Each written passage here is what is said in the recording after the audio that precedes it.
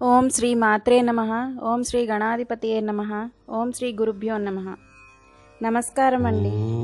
మన సాంప్రదాయపదంగా పెళ్ళైన స్త్రీలందరికీ నోములు చేసుకోవాలని ఉంటుంది. కానీ ఈ రోజుల్లో కొందరికి టైం లేక, ఇంకొందరికి తెలుగు చదవడం రాక వీటిని పోస్ట్ పోన్ చేయడం జరుగుతోంది. ఇది నేను గమనించిన విషయం.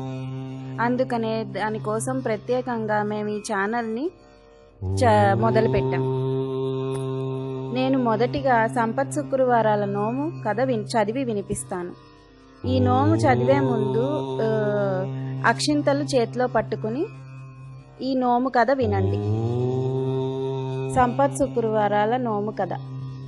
ఒక బ్రాహ్మణునకు 7 కొడుకులు గలరు. వారందరూ వివాహములై భార్యలు కాపురములకు వచ్చుటచే వేరింటి కాపురములు చేయుచుండిరి. ఒకనాడు ప్రొద్దుటనే శుక్రవారపు మహాలక్ష్మి సంచారము చేయుచు బ్రాహ్మణుని కోడళ్ళు అందరిళ్ళకి వెళ్ళాను. ఒక కోడలు ప్రొద్దుటనే పిల్లలకు భోజనము పెట్టి తాను కూడా తినుచుండెను. ఇంకొక ఆమె పాచివాకిలిలో పేడ వేసుకొనుచుండెను. వేరొక కోడలు పాతగుడ్డలను పోగు పెట్టుకొనుచుండెను. వేరొక కోడలు పాచివాకిలిలో వడ్లు దంచుచుండెను. వేరొక కోడలు వాకిలి అందే పిల్లలకు తలంటి తాను కూడా తలంటుకొనుచుండెను. ఇట్లు 6 చేయుట చూచి శుక్రవారపు మహాలక్ష్మి వారిండ్లకు వెళ్ళక పెద్ద కోడలి ఇంటికే వచ్చాను. ఆమె ఇల్లు అలుగుకొని వాకిట కల్లాపు జల్లి స్నానము చేసి పసుపు రాసుకుని బొట్టు పెట్టుకుని కట్టుకున్న బట్ట భర్తకిచ్చి యాయవారమునకు పంపి తలుపు వేసుకుని కూర్చుండెను. అక్కడ గల శుభ్రతను మెచ్చుకుని శుక్రవారపు మహాలక్ష్మి అరుగు మీద కూర్చుని, అమ్మాయి బయటకు ఒకసారి రామ్మ అనెను. లోపల నుండి పెద్ద కోడలు, నేను వచ్చుటకు వీలులేదు, మేము చాలా బీదవాళ్ళము, మాకొక్కటే బట్ట గుట్ట చేదానిని నా భర్తకిచ్చి ఆయనను యాయవారమునకు పంపినాను. వారు వచ్చే వరకు నేను ఇట్లే ఉండదునని చెప్పి తెలియజేశాను. అప్పుడు శుక్రవారపు మహాలక్ష్మి తన బట్టలో సగం ఆమెను కట్టబెట్టి తనకొక సోలెడు బియ్యము వార్చి పెట్టమని కోరాను. అందులోకి ఆ ఇల్లాలు నొచ్చుకుని తన భర్త వచ్చే వరకు ఇంట బియ్యం ఉండవని చెప్పాను. అప్పుడు ఆమె, శుక్రవారపు మహాలక్ష్మి మా ఇంటికి వచ్చినది, ఆమెకు ఇవి కావలెను అని వర్తకులకు చెప్పి కావలసినవి తెచ్చుకోమని చెప్పి ఆ బ్రాహ్మణ స్త్రీని పంపాను. ఆమె కోమటి ఇంటికి వెళ్ళి తన ఇంటికి శుక్రవారపు మహాలక్ష్మి వచ్చినదని తెలిపి పప్పు బియ్యమున్నగు వంట కావలియు పదార్థములు నిమ్మని కోరగా అతడు వాటిని అన్నింటినీ ఇచ్చాను. తరువాత నామె అట్లే చెప్పి తెలికెనవాని ఇంటి దగ్గరకు తెలగపిండిని, నూనెను, కంచర ఇంటి దగ్గరకు పాత సామగ్రిని, సాలెవాని ఇంటి దగ్గరకు బట్టలను తీసుకొని ఇంటికి వెళ్ళి 4 పిండి వంటలతో నావకాయ పచ్చళ్లతో శుక్రవారపు మహాలక్ష్మికి వండి వడ్డించాను. అంతలో నామె భర్త ఎడమూట పెడమూటలతో సంతోషముగా ఇంటికి వచ్చాను.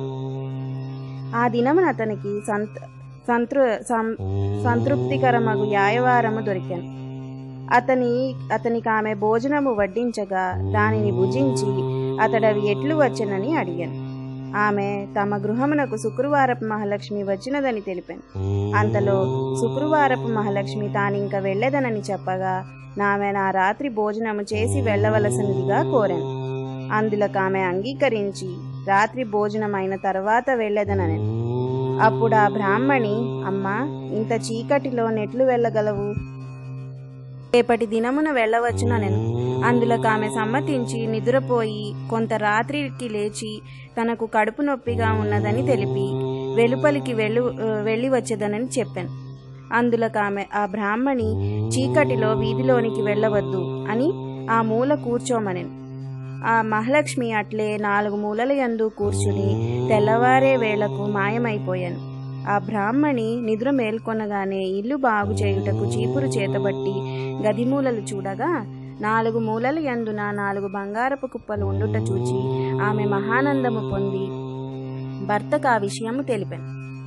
అతడు మహాలక్ష్మికి తనపై గల దయను దలచి భార్యతో సంపత్ శుక్రవారము నోపించి భాగ్యములు బడిసి భక్తి విడువక సంతోషముగా నుండెను. ఉద్యాపనం. ప్రతి శుక్రవారము ఉదయంనే స్నానము చేసి లక్ష్మీదేవిని కొలిచి ఒంటిపూట భోజనము చేయవలెను. అట్లే 5 ఏండ్లైన తరువాత ఒక శుక్రవారం నాడు పేరంటాళ్లకు భోజనము పెట్టి 5 రవికెల గుడ్డలు 5 కుంకం భరిణలు దక్షిణా తాంబూలాలతో ఇయ్యవలను. పద్ధతి తప్పినా ఫలము తప్పదు అని చెప్పుకుని అక్షింతలు అమ్మవారి మీద కొంచెం గోత్రనామాలతో అక్షింతలు అమ్మవారి మీద కొంచెం వేసి మీ తల మీద వేసుకోవాలి. దానితో ఈ కథ చెప్పుకోవడం అవుతుంది. ఇది నచ్చినట్లయితే మీరు సబ్స్క్రైబ్ చేయండి మా ఛానల్.